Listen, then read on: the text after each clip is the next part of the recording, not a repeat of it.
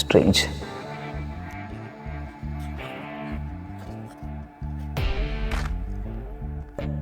രണ്ട് ചോദ്യങ്ങൾ.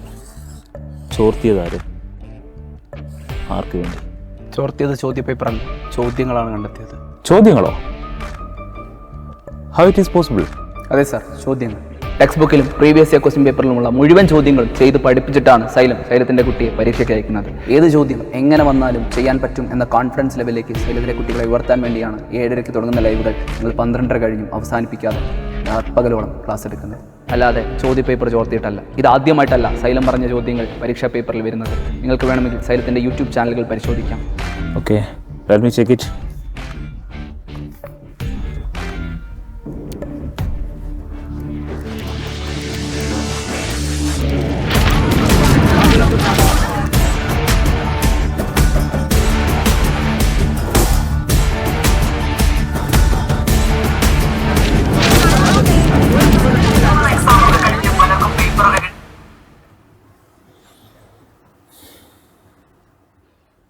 എന്താ സാർ, വേർക്കുന്നുണ്ടല്ലോ?